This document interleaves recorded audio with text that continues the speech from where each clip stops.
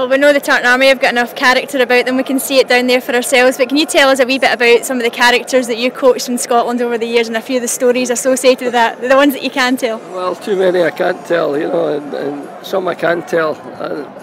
I think, I did say in an earlier chat with you that we had great humour and we had great camaraderie in the team.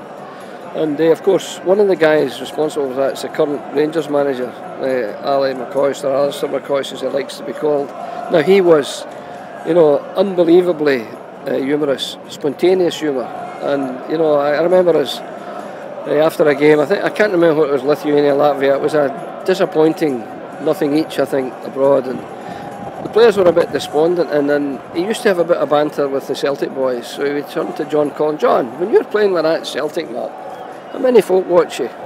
And John says, very proud with John. We get 60,000 every game, Ali. And Ali says, well, how many were there tonight? And John said, well, not very many. It wasn't a big crowd, but nothing like 60,000. And Ali says, I can tell you how many were there. 12,823. Of course, John's flabbergasted. He said, wait a minute, the game's just finished. And you're telling me, there was 12,823. How do you know that? McCoy says, how do I know? I was counting them waiting a pass from you greedy wee rascal. That kind of line, I remember too, he was on the bench. We were playing a friendly with France before the World Cup. And we were in St Etienne and he was on the bench. And I thought, just after that, I said, we'll get Ali on. So I says, Ali, get warmed up. And while he was warming up, Gordon Jury scored a great goal.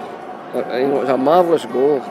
And I thought, it's a bit unfair. I was going to take Gordon off and put Ali McCoist on. So I thought, it's a bit unfair, he's just scored and then we're substituting him. So I said, Ali, just sit for a minute, we'll leave it meantime. And he shook his head, he says, Jury, he said, 1 goal in 6 years, prolific. Living prolific, he said.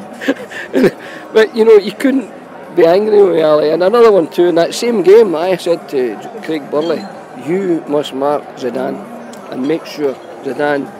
So, of course, he clattered them. And the referee called Burley over. You're a bit late, number 8. And Burley, I don't know where it came, but Burley says, I got there as early as I could. And he said, yellow card. And I'll never forget McCoy, he's on the bench, he shouts, Burley, one more tackle like that, you'll be joining your teeth in the dressing room. Because you know how Craig plays. So, I could do a whole afternoon of McCoy's stories, but there's 3 to be going on with. But great for the team. And I will have to admit that when we went to the World Cup in France, I left him out, the squad. And with hindsight, you look back and it's easy to pick a team, a hindsight team, after an individual game or after a campaign. But when I think back, and I'm prepared to admit that I made a mistake there, even if he hadn't played too much for Rangers because of a calf injury, even an unfit McCoist, for the atmosphere in the dressing room, the environment that he creates. And he did say to me, I'll definitely score against Norway, I'll definitely score. He was pleading with me to take him. And I says, look, if I take you, it's an old pals act, so I can't take you, Alistair. Understand that. Now, to his great credit, he worked for the media in France and was hugely supportive of Scotland and of me. He could easily have said, well, he didn't take me, so I'm going to find every fault possible.